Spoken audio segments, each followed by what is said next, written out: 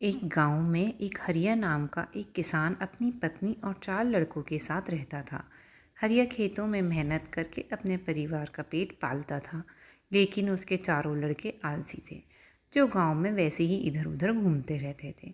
एक दिन हरिया ने अपनी पत्नी से कहा कि अभी तो मैं खेतों में काम कर रहा हूँ, लेकिन मेरे बाद इन लड़कों का क्या होगा? इन्होंने तो कभी मेहनत भी नहीं करी, ये तो कभी खेत में भी नहीं गए। हरिया की पत्नी ने कहा कि धीरे धीरे ये भी काम करने लगेंगे। अभी समय बीतता गया और हरिया के लड़के कोई भी काम नहीं करते थे। एक बार हरिया बहुत बीमार पड़ा गया। वह काफ़ी दिनों तक बीमार ही रहा। उसने अपनी पत्नी को कहा कि वह चारों लड़कों को बुला कर लाए। उसकी पत्नी चारों लड़कों को बुला कर लाई। हरिया ने कहा, लगता है कि अब मैं ज़्यादा दिनों तक जिंदा नहीं रहूँगा। हरिया को चिंता थी कि उसके जाने के बाद उसके बेटों का क्या होगा।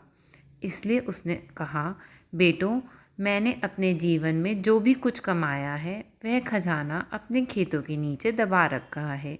मेरे बाद तुम उसमें से खजाना निकाल कर आपस में बांट लेना। यह बात सुनकर चारों लड़के खुश हो गए। कुछ समय बाद हरिया की मृत्यु हो गई।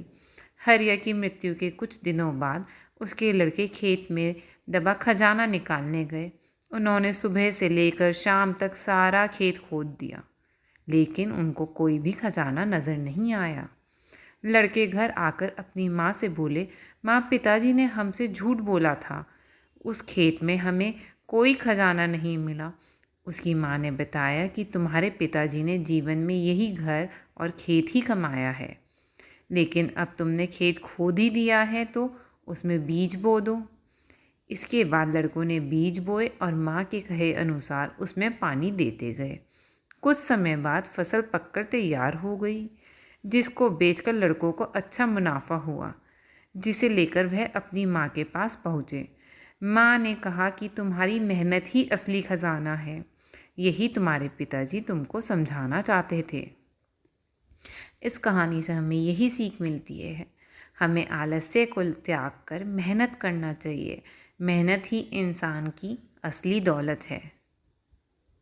आपको अगर ये कहानी अच्छी लगी हो तो प्लीज़ मेरे चैनल को लाइक ज़रूर करिए, लाइक, शेयर एंड सब्सक्राइब। बहुत बहुत धन्यवाद।